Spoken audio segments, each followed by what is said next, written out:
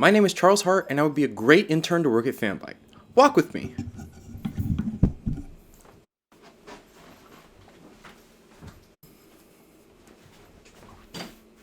We're staying right here. This is a small apartment. I'm currently a student in the Digital Media Collaborative program at UC. It's an interdisciplinary major where you learn classes from a bunch of different colleges.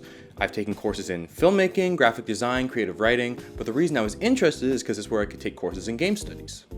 I've taken 2 classes on game design, a class on diversity and inclusion in game design, and I'm currently in an independent study with Dr. Castello-Jones, where we're playing a bunch of games that have like interesting narrative elements. We played 80 Days and Overboard. We're going to play some other text-based games with the goal of me ultimately making my own game at the end of the semester. I also do a lot of writing. I have minors in creative writing and screenwriting, and a lot of that has been done about games. In my portfolio, you'll find essays about Failure and Celeste, and an essay about Masahiro Sakurai's directing style and how it relates to Kirby Superstar and Kid Icarus Uprising for the 3DS. I haven't done a lot of journalism specifically, but I do a lot of writing and I play a lot of games, so I think it's a transition I'd be able to make pretty comfortably. As far as production skills go, I've made lots of videos for school over the past few years.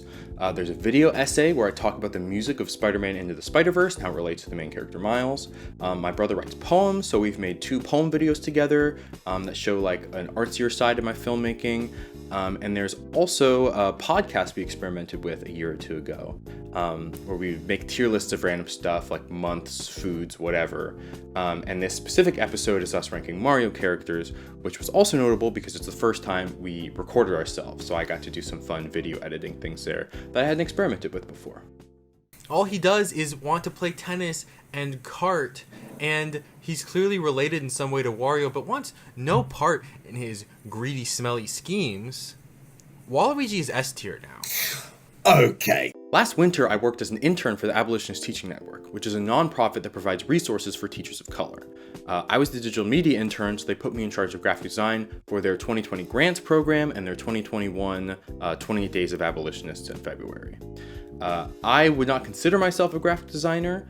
I'd taken a class or 2 on it, but it wasn't something I'm like super good at. So it was definitely an interesting experience, both in, learning a new creative field I'm not super experienced in, working with a professional team on those creative experiences, and also it's the first time I've had to manage myself in front of such a big audience. They had about 20,000 followers, so that was a learning experience as well. What else? Oh, my favorite video game is probably 2018's God of War, but it's kind of a boring answer, so I'll also say Kid Icarus Uprising, which is that 3DS game I talked about that I wrote a paper about. I'm super tall, I'm 6'6". It's not important, but it's not something you'd know about me if we're working remotely. Oh, and I'm super into music. I wrote the music for this whole background, I write it for most of my videos, and I also wrote the music for the outro song. So. Everybody stand by, I'm applying to Fanbyte. My talent spans wide, I'm a musician and gamer and I can write. The editor-in-chief can't believe that an intern as incredible as me could even be.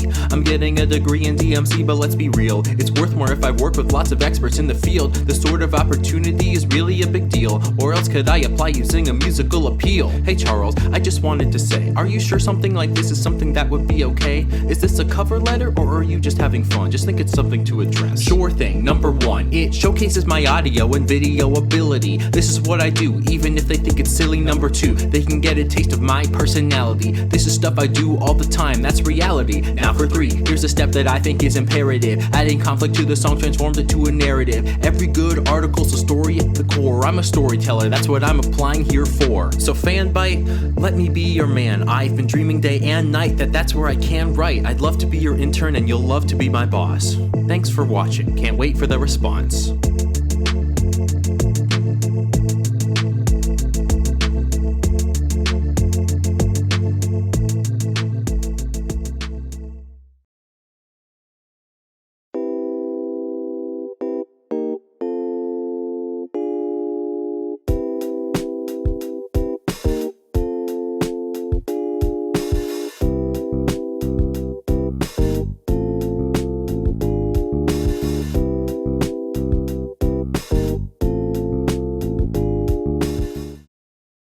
Alright, I know what you're thinking. Bonus video? We didn't ask for a bonus video. And that's true. You can watch if you want, or don't watch if you don't want. But I saw this as one last chance to set myself apart in the final round.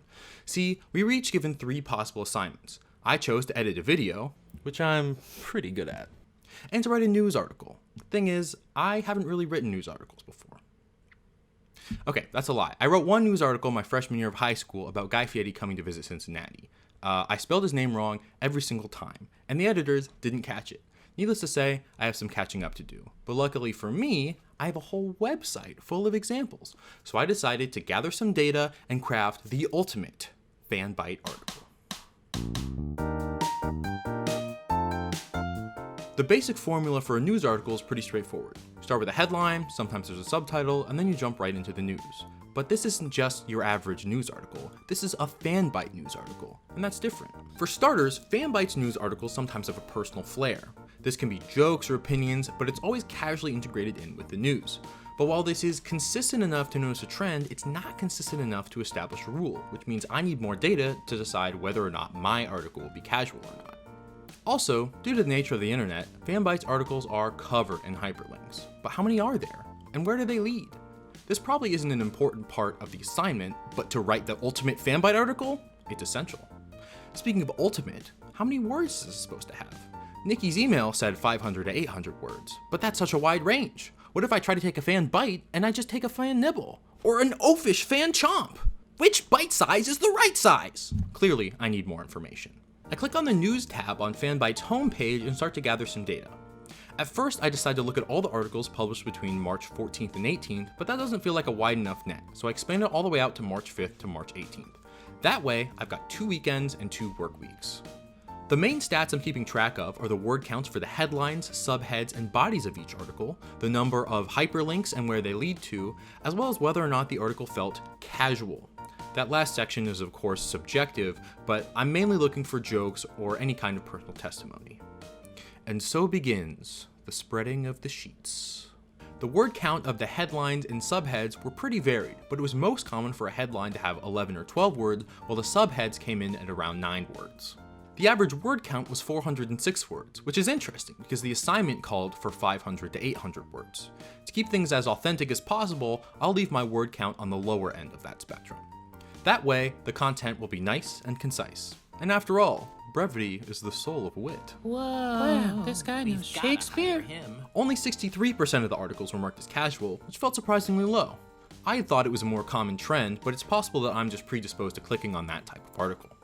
What's perhaps more interesting is how the casualness varied from author to author.